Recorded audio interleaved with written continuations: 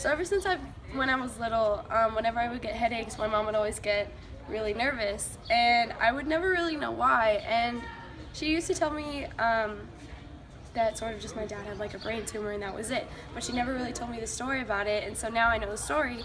And this happened when I was about 2 or 3 years old, and my mom was pregnant with my sister, and my dad, he'd been having headaches for months now, and he would get like really, really bad headaches to where like he couldn't go to work.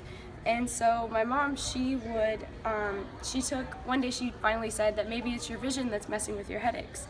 And so she finally took him to the eye doctor, and when the eye doctor looked inside of his eyes, she could see there was swelling behind his eyes, like inside of his brain, and so she could basically see the tumor inside of his brain through his eyes, and she said, "You need to go to the emergency room right now."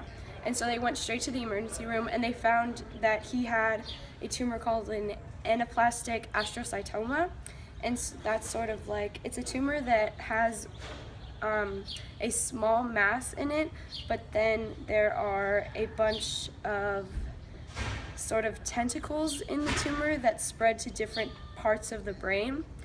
And so it's really hard to get out, but the doctor said that they could remove the mass with surgery, and so 2 weeks later he got the surgery to remove the mass, and then he finally started doing radiation. And so he did radiation for about 3 weeks or so, and the only symptoms that he'd ever had of cancer was the headaches. And so the doctor said that if you had anything else, like blurred vision, slurred speech, like loss of feeling in any other part of your body, that they could have maybe diagnosed it earlier, and so they could have gotten it before everything had spread to different parts of his brain. And so he'd started doing radiation, and then he started chemo. After he finished 6 weeks of radiation, he started doing chemo, and so he did chemo for, I think he started doing it for about 2 or 3 weeks. And one night, and so my dad, he was left-handed, and so one night they were eating dinner, and my mom had noticed that he was reaching for something, and he tried to lift his left hand, but he couldn't, and so he used his right to lift his left. And my mom was like, "What are you doing?" And he's like, "Yeah, that's weird, huh?" And so she tried to tell him to stand up, and he couldn't move the left side of his body. And so that's when she knew that the tumor was getting too big. And so finally they went through more chemo, because they had stopped the chemo, so they went through more. And then about 2 weeks later, my family was having a family reunion, and at this time we were living in New Jersey, but the family reunion was in North Dakota. And so we were driving to North Dakota, and we got to Rochester, Minnesota, and that was about halfway because we had to drive. And he started slurring his speech and having seizures.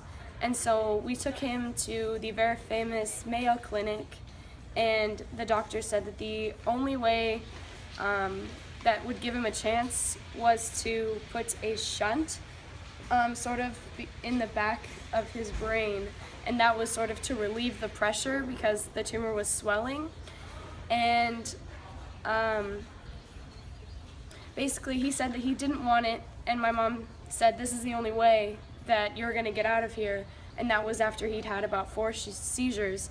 And so he signed off the papers. My mom finally got him to do it, and he signed off the papers, and they put him down for the shunt. They